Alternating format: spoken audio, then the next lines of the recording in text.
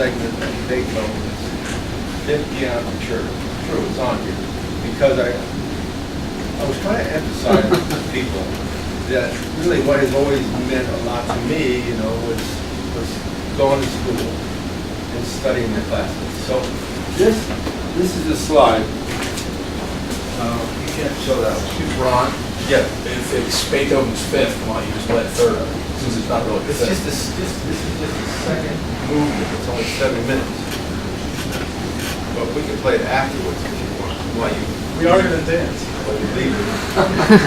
I'm not going to dance. So we're going to start here then. I really what I wanted to do was talk to you. I came here with the intention of you going away with some things to think about, not just what you see here today. I want you to sort of think about a different way of approaching life, whatever you do in life. Because my passion, just by chance, happened to be golf architecture. And I'll show you a picture of me in just a second. This I took from a book where this is a man talking about Mozart music. And I thought it was a perfect definition of classic, because now, we hear about this underwear is classic and this toothpaste is classic, and these Prego chips are classic, and people don't know what it really means. But what it means is something that serves the model. Its elements are so poised as to represent for all time the miraculous illusion of perfection. And in some respects, this is not the perfect audience to talk about this particular thing, because most of us are really fans of traditional architecture and the early architects. And what I have said to a lot of my clients as I've been in the business and talked to various groups of people is that what always stuns me is why we fail to recognize the brilliance of the people who passed before us. Some, for example, Beethoven, who was blind for a big part of his life, created some of those beautiful music you've ever heard. But we forget that. Now, many architects today have never really gone and studied in Scotland, Ireland, England, Australia. They've gone and played, and they go over and take those sticks with them. But they never really studied the classics. If you're going to be a building architect, you have to study the early architects, because they were extraordinarily brilliant. If you're a musician, I heard Wynton Marsalis is really one of the great jazz trumpet players live today, play Haydn's trumpet concerto with the Houston Symphony Orchestra. I almost get emotional just saying it, because it was so brilliant.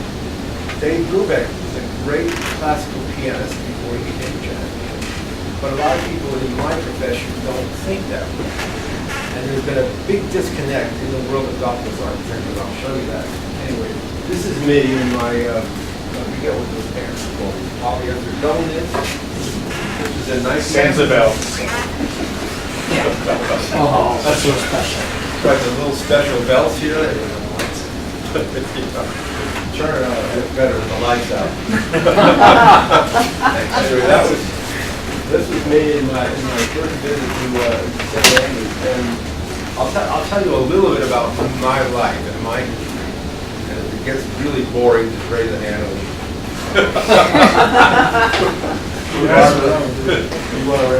Anyway, I worked with an architect named Joe Finger, my first experience in the business. And it was a long way ago. I mean, most of the guys, probably even you, were still short. 1969 when I started in the business. But in 1973, I went to work with, I read in a journal that Desmond Muir had been selected to design the duplication of St. Andrews in Japan.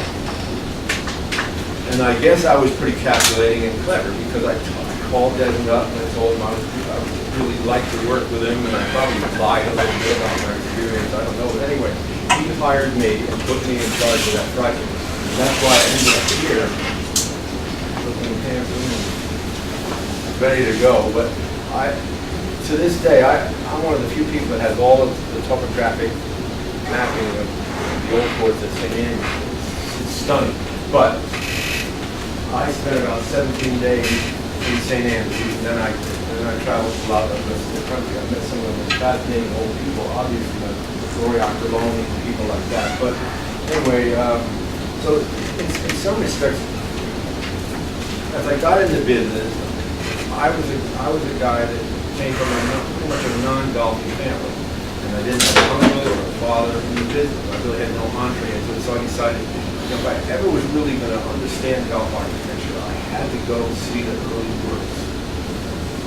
And I'm not the quickest guy in the world, so I felt like I had to spend, make a considerable effort. So I studied and sketched. I think, and after I left St. Andrews, I think I did 17 golf courses. A lot of photographs and slides. So anyway, that was sort of the start of my efforts. But just to sort of emphasize when I talk about the brilliance of people who see this is why Vincent van Gogh, and this is the watercolor he did in 1885. If you know anything about this man, you'll understand that he came from really the most primitive background in the final analysis. But he had a spark of genius, and I've traveled all over the country to see his work. So this is early. What I want you to understand is the transition in any creative person. Can you see all right? Because I need to see it further. But I want you to understand the creative process and how it changes. Because I'm going to show you some things about Donald Ross, for example, and show you some changes in his work. But anyway, these were created early in Van Gogh's lifetime as an artist. And when he was in the Borinage and in the coal mining section of Europe, and he had a very dark, somber palette. This is one of my favorite works that he did.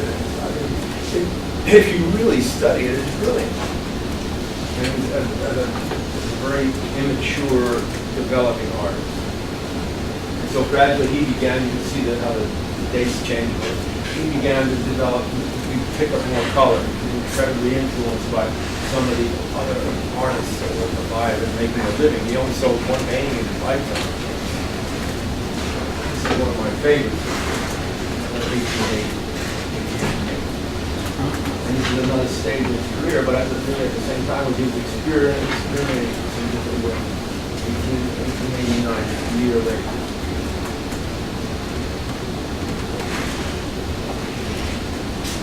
Now, one of the things that really has affected me also, I think in my life, in the business, is just simply reading this.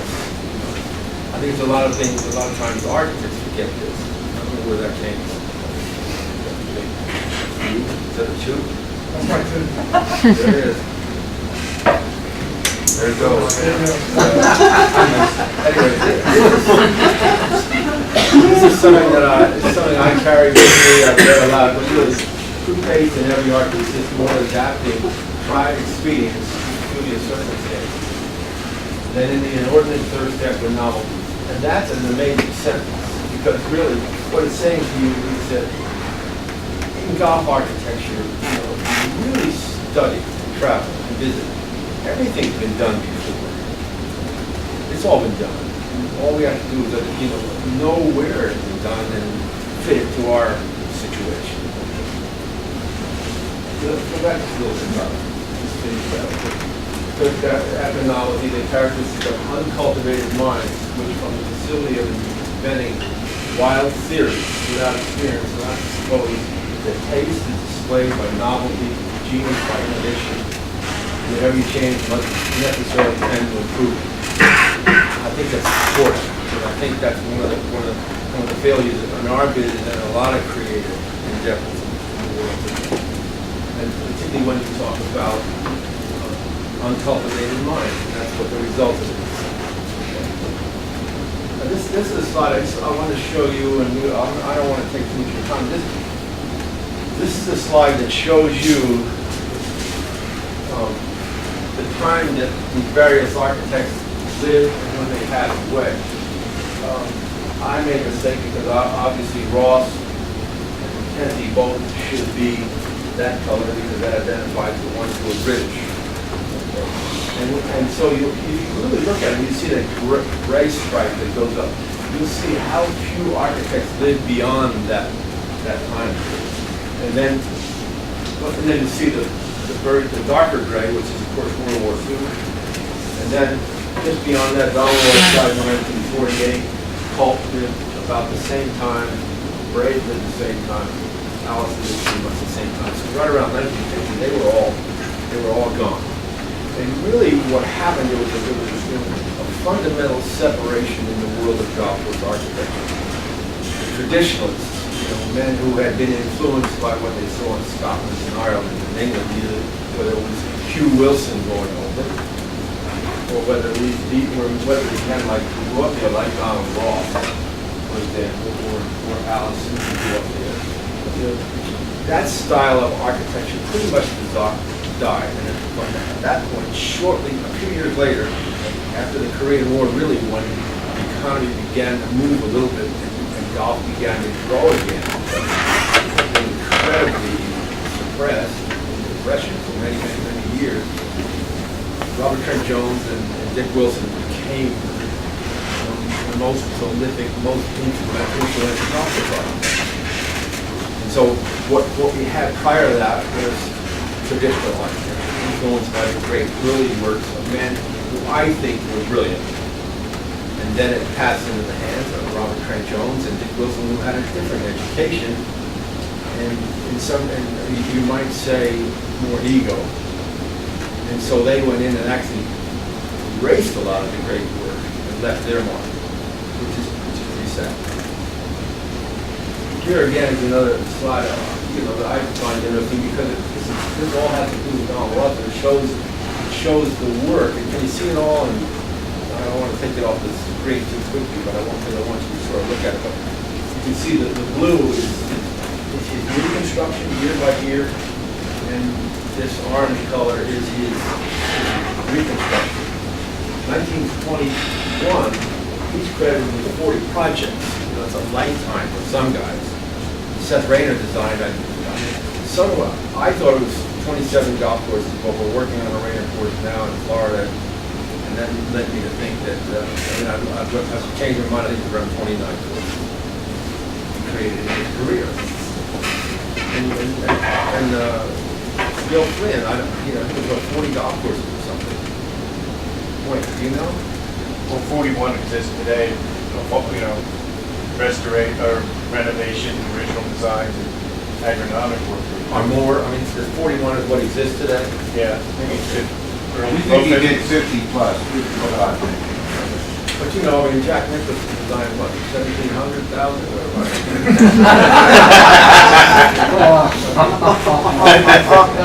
I like Jack. I worked with Jack briefly, so I probably should.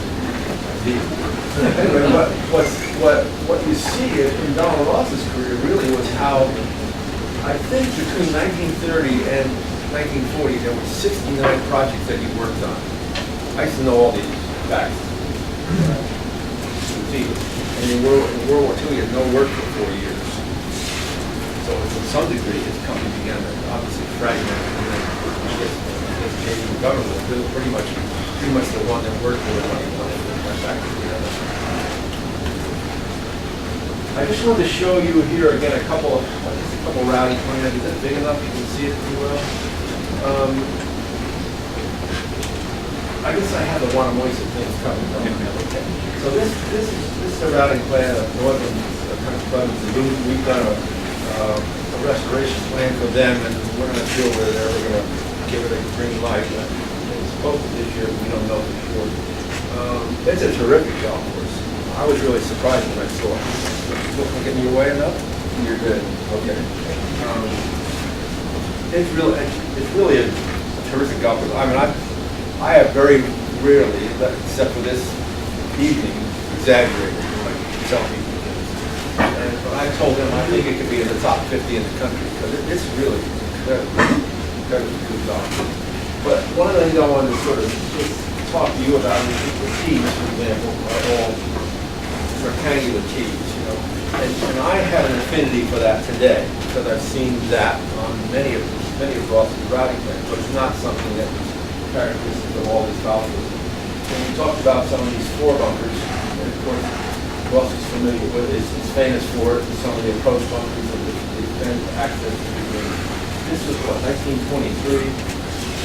What's interesting about Ross, and I'll show you a few of his field sketches in a few minutes from one of Royce's that was done in 1914 himself. These plans usually were produced by Walter Irving Johnson as a result of Ross walking the golf course and providing him with a series of field sketches. And then he would fit them together. The pieces all put them together. The communication was fabulous and the routing plans were incredible. But, so this is not absolutely in Ross's hand. Let me show you some of them. But, you know, it's typical of Ross. Some of the greens are not as interesting as others. Some are very neat shapes. This is Metacon, of course, I restored, or I would say 15 or 18 years ago, these in Rhode Island. So these are pretty neat golf games again. But you can see some of the tees here are irregular shape. One of the things that people don't understand about Ross is that although on some golf courses he designed multiple tees, there was always this one set of teeing blocks on his golf course. Now, I don't know when the exact change went, where you had black, red, white, blue, green, yellow, and orange, and the colors of the rainbow. But pretty much in Ross's day, with one set of blocks. So even though you might have a couple teams here, this looks like maybe they played maybe from a forward tee. I'm not certain about it, because he kind of always held in his mind that this match play is sort of a mentality, where everybody played the entire golf in one set of blocks.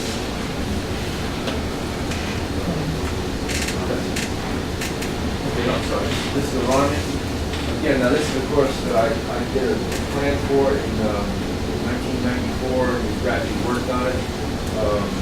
Gil Hans is going to be doing a lot of work there from now on. I've talked to Ron and you know, I guess I've been there for 20 years or so. We had to talk about ball.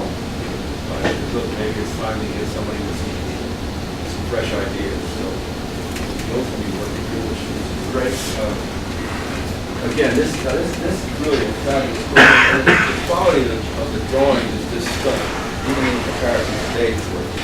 But again, you can see again, you've got lever-shaped tees, very few rectangular tees, beautiful green drawings, incredible bunkers. Again, I had hoped that I would have enough time today to show you a lot more about bunker sketches and so forth and explain it, but I don't know if we have that in the presentation.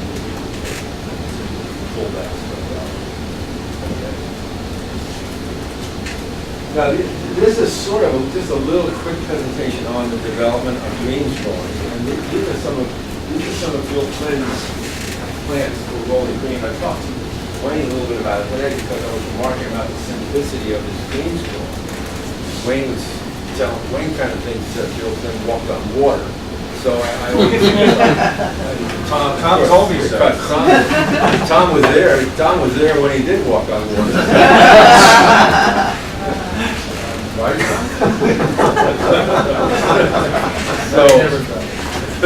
So I have to be very careful because how long is your book?